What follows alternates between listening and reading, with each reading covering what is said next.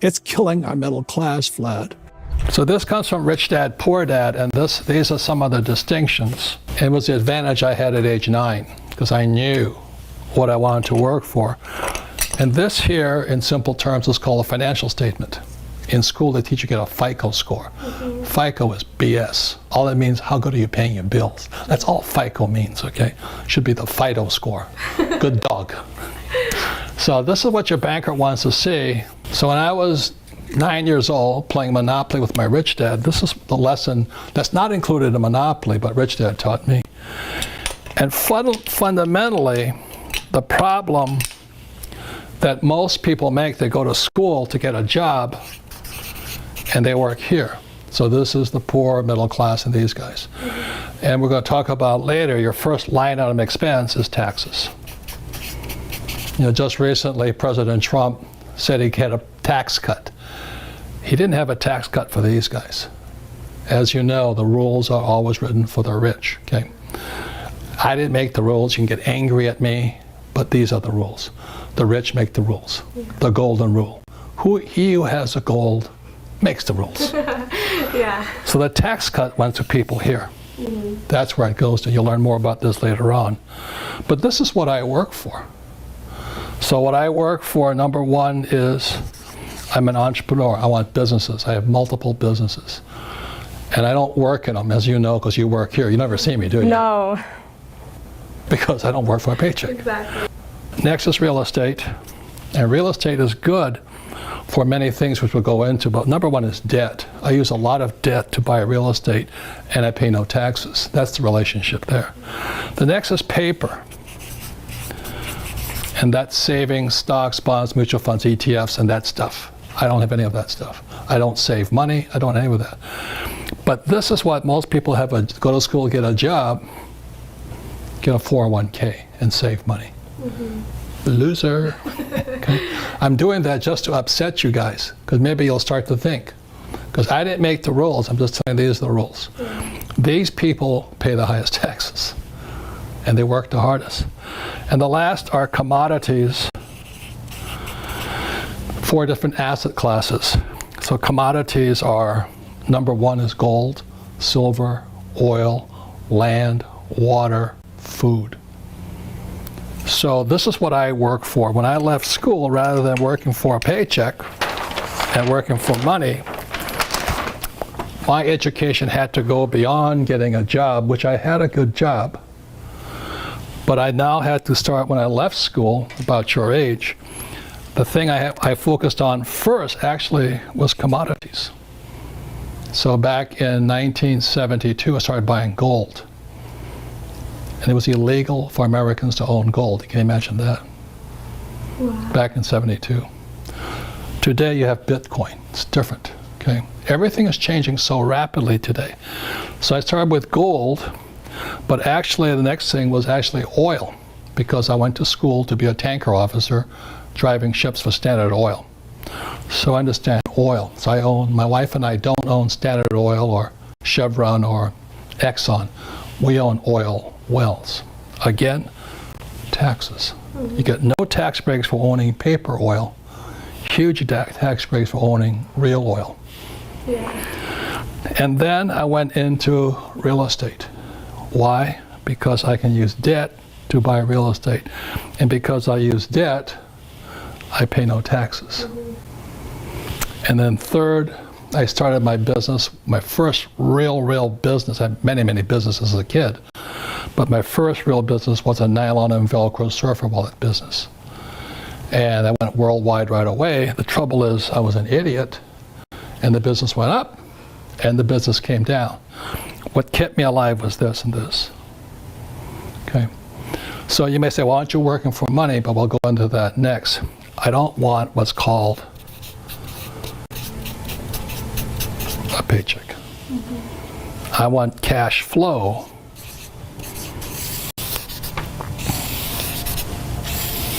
From here. So that's what I mean by the rich don't work for money.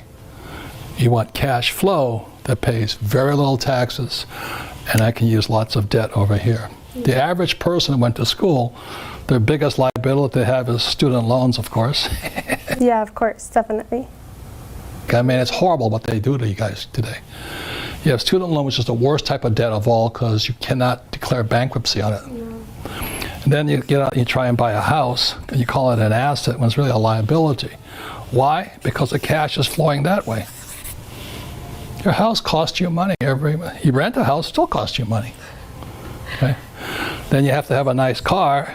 I had one of those. This.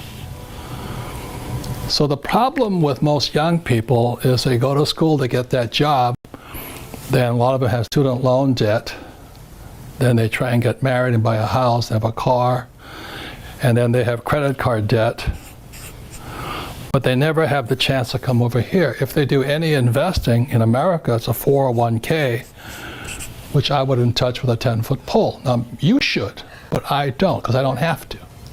Because I went to school for here, and people who don't go to school should be here. This is a 401k, IRA, ETFs, and that stuff. Paper, savings. I don't touch that stuff, and we'll go into that later on. Yeah. Okay. So when I say rich don't work for money, I never wanted to be dependent on a paycheck, either from an employer or the government. I wanted to be a free human being. Another part of your financial IQ is to know there's 3 types of income. So if you're going to say work hard, most people are working hard for earned income, and that's what these guys are working for. The trouble with earned income in America, your tax rate's approximately 50%. Whereas Warren Buffett says it's a shame that his secretary pays a higher percentage in taxes than he did, although he makes billions of dollars. So when you say to a child, go to school and get a safe, secure job, you tell them to work for earned income, the worst type of income.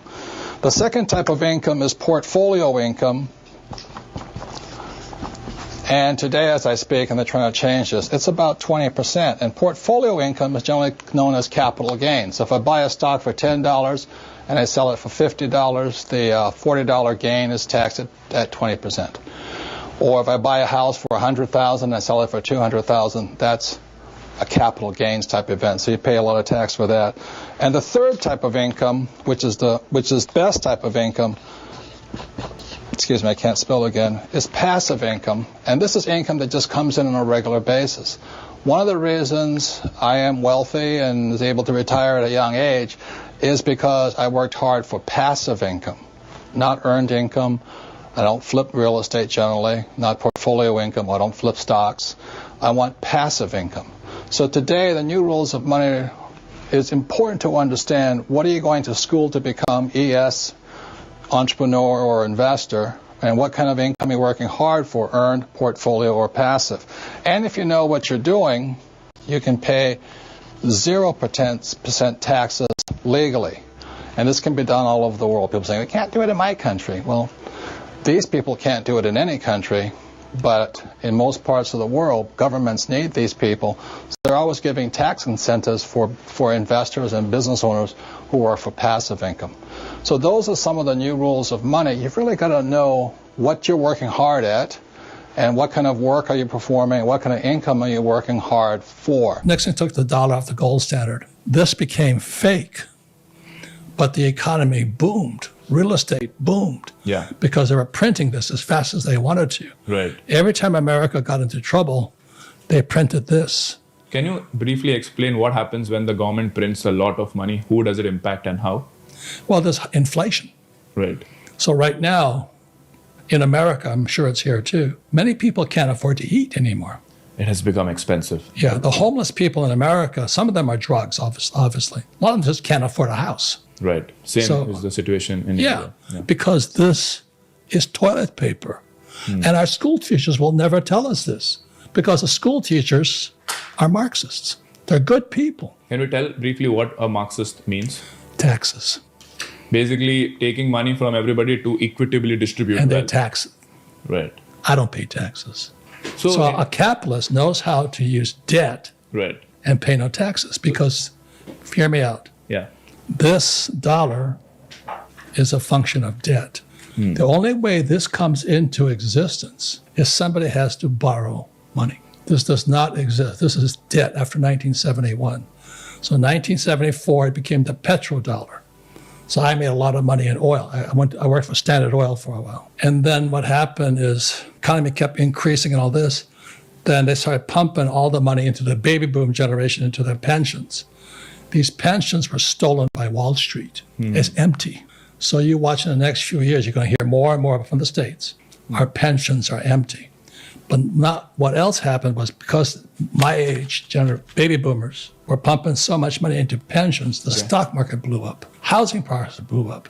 Bond market blew up. Right. Now it's all going to come down. That's my prediction. I hope I'm wrong. Okay. So this has been happening for decades now. I've been studying it for most of my life. Okay. Since I was 10 years old. I said, how come I don't have some of this? How come the school teacher doesn't teach me about this? Right. Why does my dad always say, go to school, get a job, work hard, pay taxes, save money? Right. Why do that? True. And my rich dad says, I don't do that. I had an interesting question here, looking at it from the lens of the government. Your questions are very good, by the way. Thank you. So there are two schools of thought, right? One way to look at as a person who is running the country is to ensure the maximum happiness of all the individuals, so equitable distribution of wealth. And the other way of looking at it is, no, not everybody is equal, winner takes it all. And what we've seen over the last decade is that the income inequality has magnified. I saw an interesting stat that around 50 years back, the top 1% of the world controlled around 6 to 7% of the world's wealth. Amen. And today, the top 1% of the world controls around 20 to 25% of the world's wealth. So my question to you is that sustainable, or would that, if that income disparity keeps increasing, would the world eventually collapse due to war? It's always been that way. There's a thing called Pareto's principle. It's called the 80-20 rule. Right. So like 80% of the people are poor, 20% are rich. Right. There's another rule, I don't know the name of it, 90-10. In America, 10% of Americans own everything. The reason there's such a gap is our schools teach us to work for this. Yeah. Go to school, get a job, work hard, pay taxes, Yeah. save money, buy a house, and put your money in the stock market. Right. I don't touch any of that. I'm an entrepreneur. I'd rather be like Mr. Tata, Right. who owns the stock market. Why would you save money when they're printing money? Because you didn't, I don't know. Because that's what you've been told to do. Of course. So question that. You see, if you cannot think, I cannot help you. I questioned all that. Why would I save money when they print money? That's what happened in 1971 when President Nixon took the dollar off the gold standard. They can print as much as they like. Then they tell you, so that you go to school, you get a job, you become an employee, you pay taxes because you're working for money. Then they tell you to save money. Do you know why they tell you to save money? I don't know. Because the system of banking has nothing to do with communism or capitalism. It's the banks run the world. The rich run the world. They don't care if you're communist or capitalist. So let's say you save $1 US or €1, 1 yen. The banking system can lend out 10.